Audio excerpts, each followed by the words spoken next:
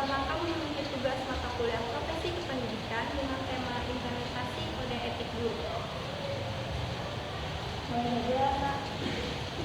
Menurut kakak sebagai pendidik, bagaimana makna atau arti kode etik sebagai guru? Kode etik sebagai guru kan. Tapi kita pertama-tama dulu harus mengerti secara bahasa apa itu arti kode etik. Kalau kita lihat dari Kamus Besar Bahasa Indonesia KBBI, kode etik itu artinya ilmu tentang hal yang baik dan hal yang buruk. Lebih jauh lagi, kode etik itu kan maksudnya tentang hak, kewajiban, dan moral seseorang tersebut. Nah, kira-kira bagaimana seseorang itu caranya memandang apa yang baik dan apa yang buruk. Nah, waktu kecil kan kita lagi kecil tuh, waktu lagi halus itu, kita selalu diajari untuk hal-hal etika. Walaupun kita kadang mengerti, walaupun kita tidak mengerti itu apa etika itu sebenarnya. Tapi dari waktu kita kecil, bahkan itu kita sudah diajari tentang etika. Baik itu ketika jalan atau makan dan sebagainya, kita tidak boleh makan berdiri dan atau sebagainya, kan. Jadi secara umum kode etik itu menurut saya adalah bagaimana kita mengetahui atau memandang hal yang baik dan buruk, habis itu melakukannya, dan hak kewajiban moral itu seperti apa gitu. Nah, lebih jauh lagi kan tentang kode etik ini kan tadi tentang cara pandang seseorang yang baik dan buruk. Nah, kalau cara pandangnya itu baik, maka mungkin perilakunya akan baik juga. Tapi kalau cara pandangnya buruk, mungkin sebaliknya.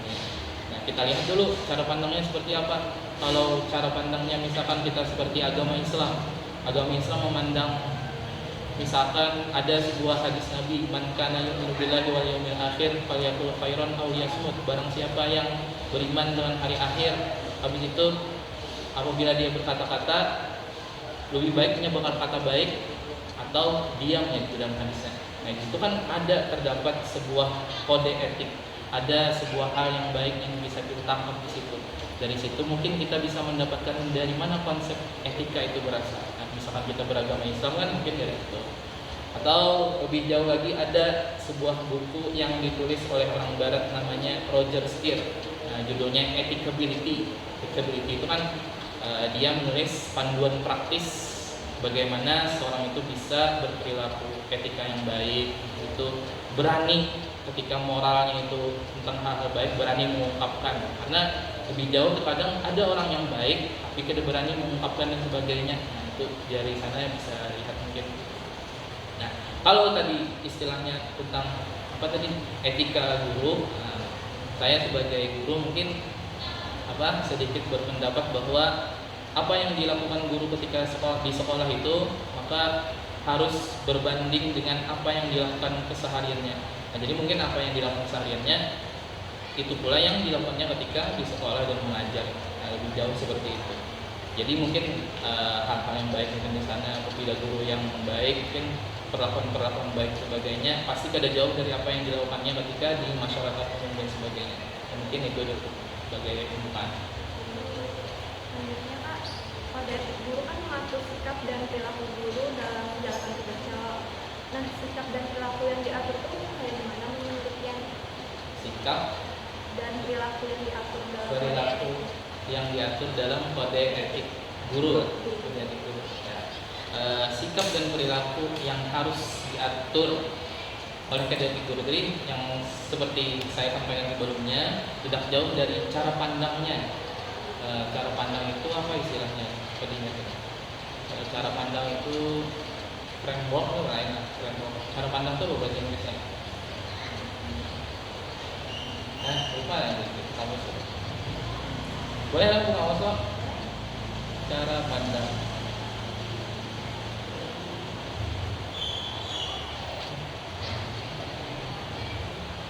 Biar dia gini.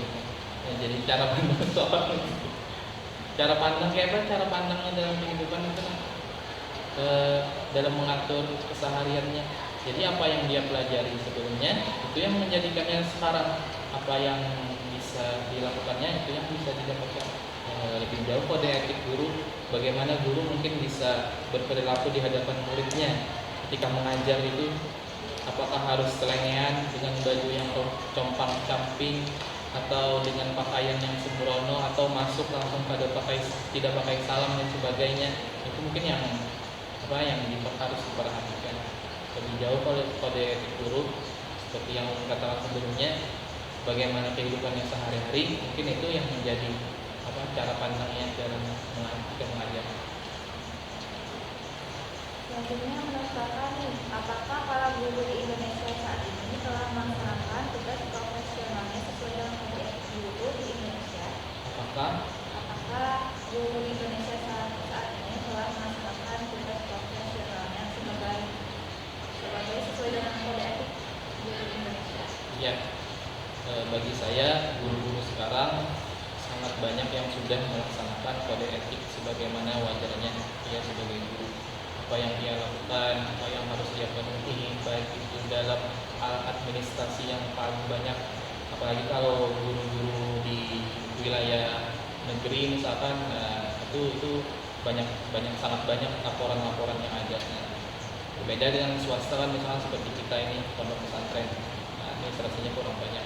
Nah, di situ kita melihat bahwa di Indonesia khususnya, saya lihat bahwa sangat banyak guru-guru yang memiliki kode etik dan moralitas yang baik.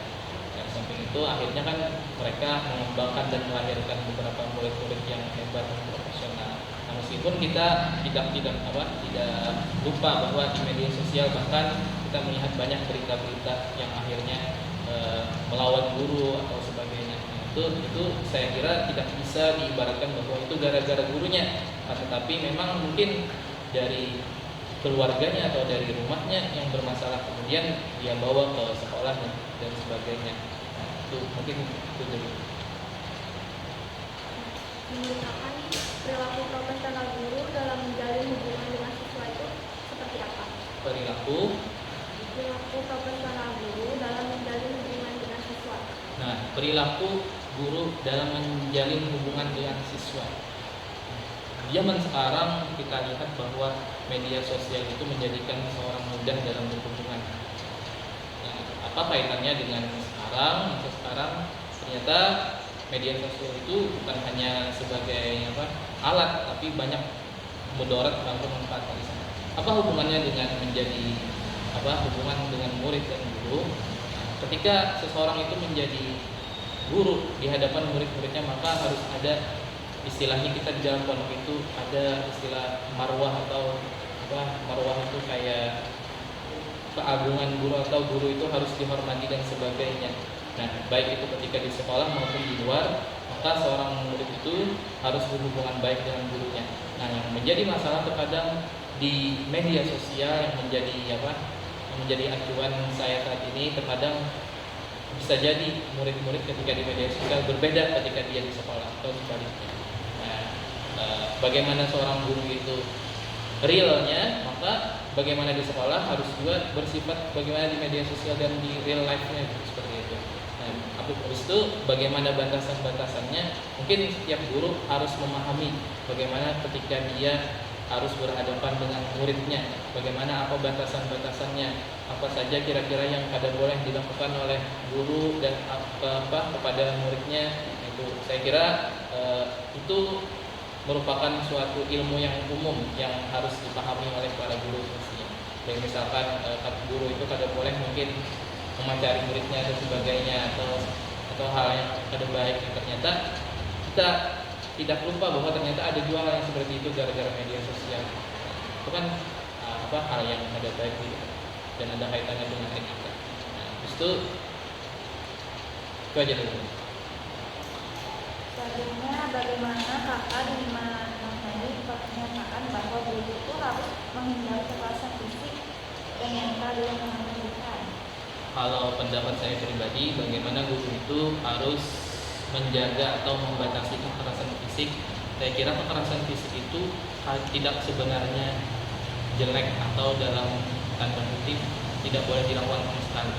Karena kan kalau menurut saya pribadi ada sebuah hadis Nabi bahwa ketika anak itu berusia umur 7 tahun maka suruh dia sholat. Tapi ketika berumur 10 tahun pukullah dia. Akan tetapi di sini yang harus garis bawahi adalah ketika memukul itu ada memukul secara keras atau kasar dan sebagainya. tapi mukul, bahkan dapat dijelaskan memukul itu dengan tangan di sini supaya kadang kesakitan atau apa, akan dijelaskan seperti itu. Nah, tadi kan pertanyaannya, apakah guru itu tidak boleh berperilaku keras, kasar dan sebagainya, atau apa, serangan fisik dan sebagainya? Saya kira serangan fisik itu tidak mengapa asalkan sesuai dengan batasan-batasan yang harus yang harus dipahami. Serangan kekerasan fisiknya kayak keluaran dan sebagainya itu kata bapak, atau dengan ucapan-ucapan yang ada tapi kasar benar, cuman menyedikit hati supaya murid itu tersadar akan kesalahannya. Karena terkadang bahkan apabila kita terlalu lembut atau terlalu baik, nah itu terkadang menjadikan seorang murid itu menyepelekan seenaknya terhadap aturan-aturan yang ada. Dan itu sering banget terjadi, sangat sering terjadi, apalagi di sekolah ini. Ketika peraturan itu dibuat mudah, sangat banyak hal-hal yang menyepelekan terhadap aturan tersebut. Itu mungkin. Menurut dia, sejauh mana seorang guru perlu menjalin kerjasama dengan orang tua siswa dalam menjalankan tugasnya? Kerjasama antara seorang guru dan orang tua siswa atau wali murid itu saya kira sangat diperlukan, apalagi dengan adanya media sosial yang sekarang nyaman, sangat mudah menghubungi mereka dengan pertanyaan-pertanyaan bagaimana anaknya sekolah dan sebagainya, atau bahkan di beberapa sekolah lain seperti misalkan SDIT mana itu bahkan setiap weekendnya para gurunya itu disuruh datang ke rumah wali santrinya atau ke rumah muridnya itu untuk menanyakan bagaimana keadaannya ketika di rumah dan sebagainya. Karena kan memang itu yang menjadikan dia ketika dia sekolah karena di rumah kan. Terkadang ada beberapa sekolah yang seperti itu. Tapi untuk sekolah kita pada saat ini belum ada hal yang seperti itu.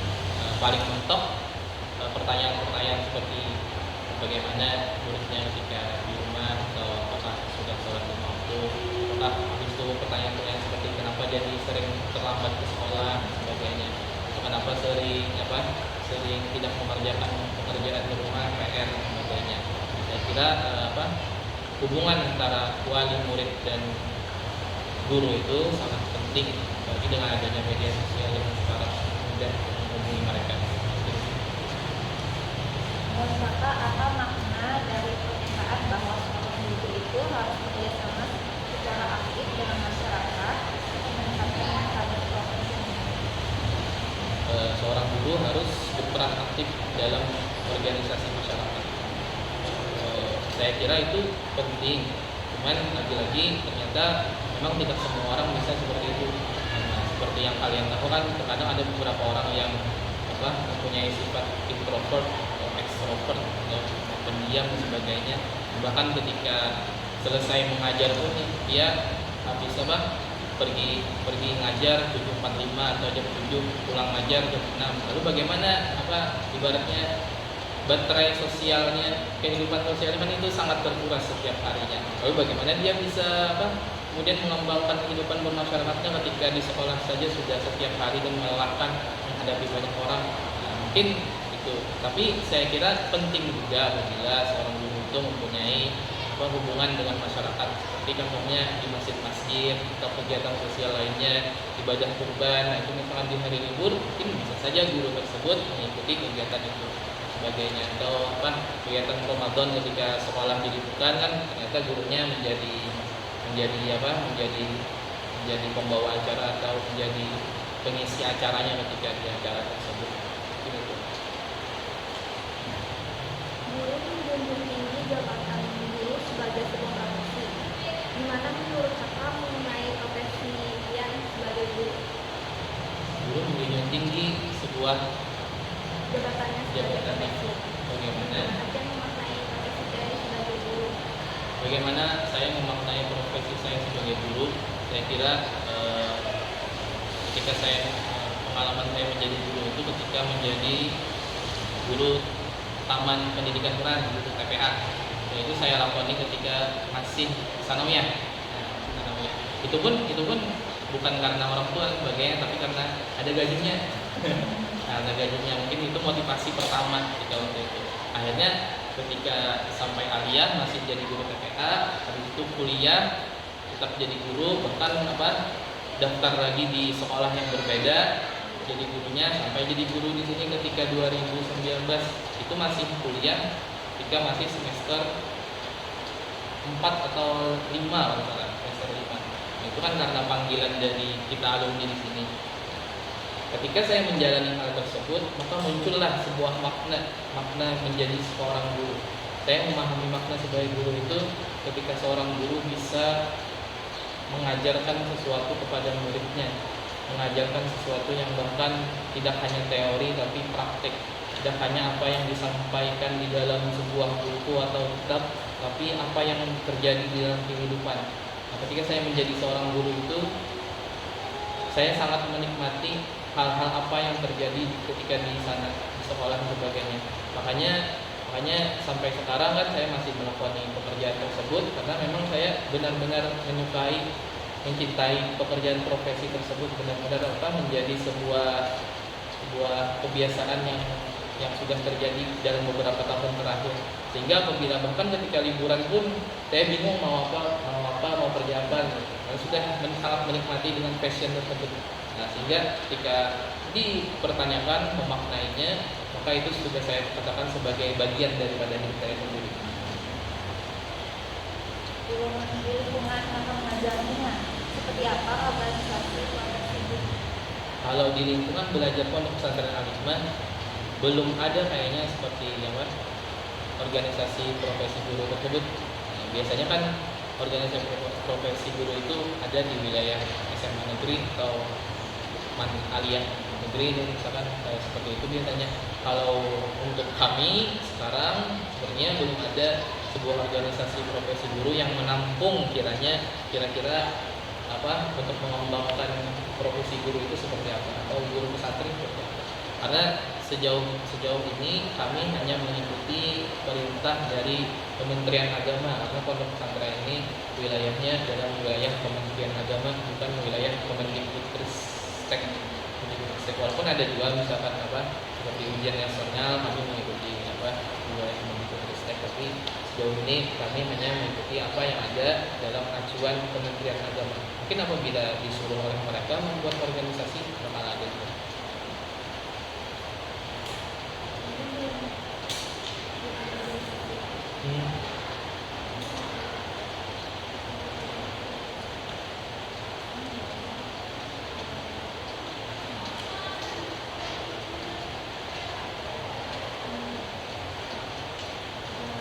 Gimana hubungan antar guru di lingkungan mengajar?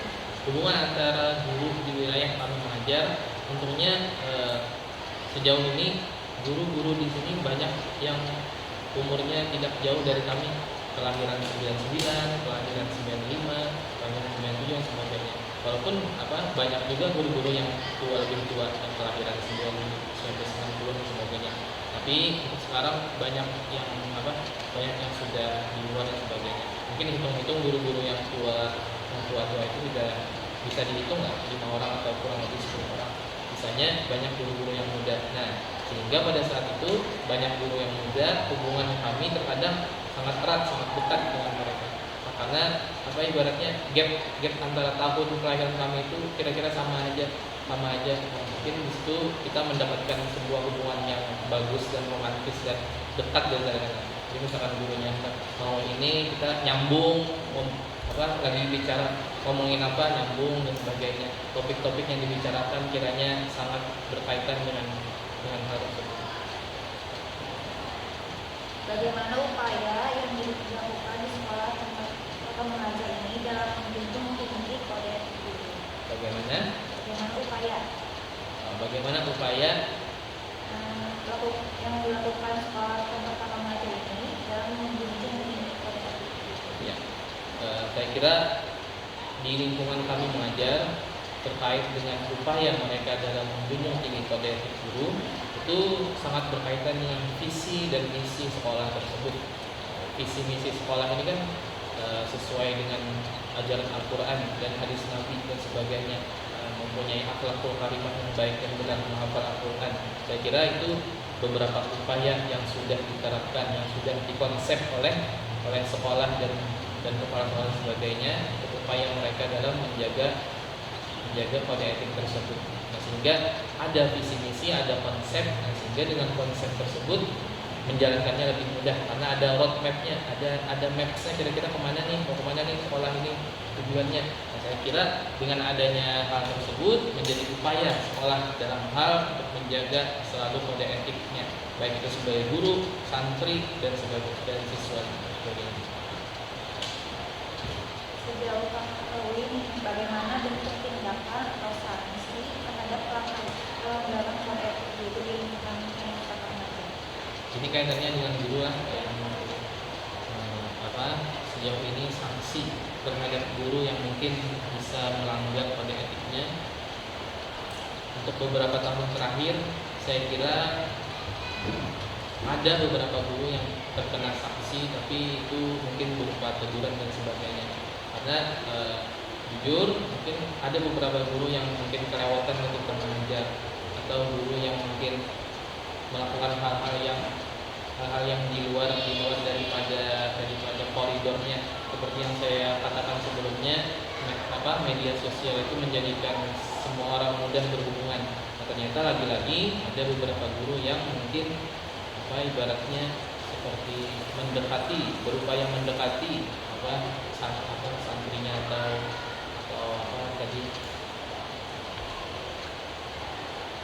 murid-muridnya. Jadi saya kira bagaimana upaya sekolah itu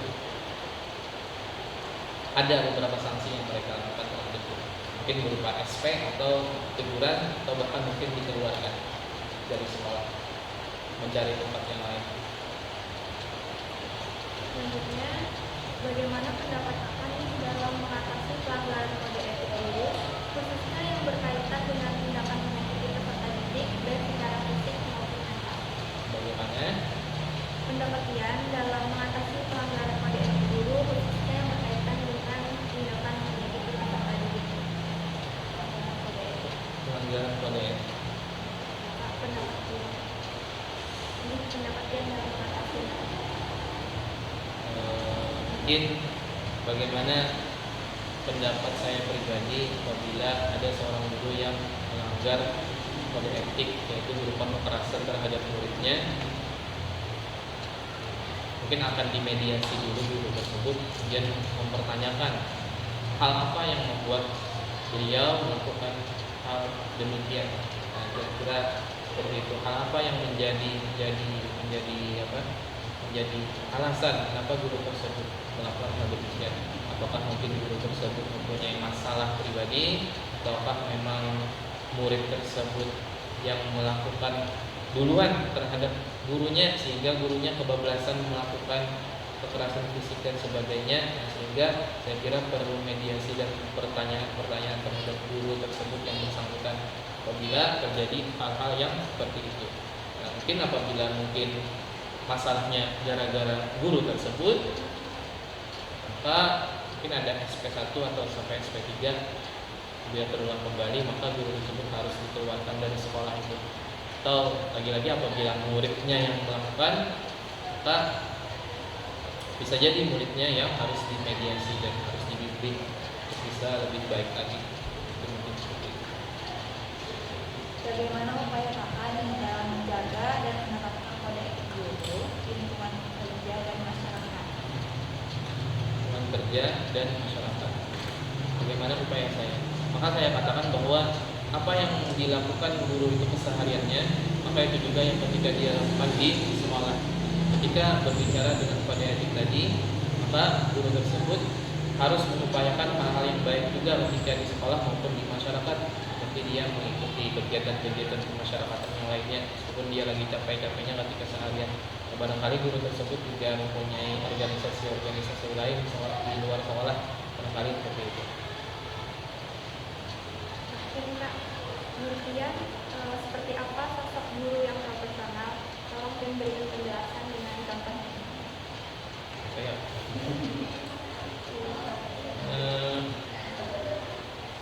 bagaimana contoh guru profesional? Kalau dilihat-lihat bagaimana guru tersebut tepat waktu ketika datang dari rumahnya menuju sekolah, bagaimana bagaimana dia mengabsen, itu bagaimana dia ketika masuk kelas di hadapan para muridnya, kemudian bagaimana dia mengapresiasi setiap ada kebaikan-kebaikan yang dilakukan oleh muridnya, kemudian bagaimana dia berperilaku baik terhadap muridnya, baik itu di luar sekolah maupun di dalam sekolah, kemudian bagaimana dia berperilaku terhadap sesama dan sebagainya. Saya kira hal tersebut sebagaimana yang sudah kita katakan sebelumnya, bagaimana cara pandang seorang itu ketika melihat kehidupan, maka itu juga yang akan dilakukannya ketika bersosial, baik itu di dalam sekolah maupun di luar sekolah. Apabila cara pandangnya baik, maka mungkin baik pula apa yang dilakukannya. Sebaliknya, apabila buruk maka buruk pula. Apabila sudah selesai wawancara kita, kami ucapkan terima kasih banyak kepada kakak yang membaik semua yang untuk para penonton.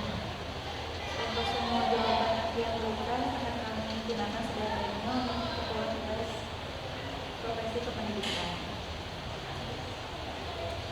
Assalamualaikum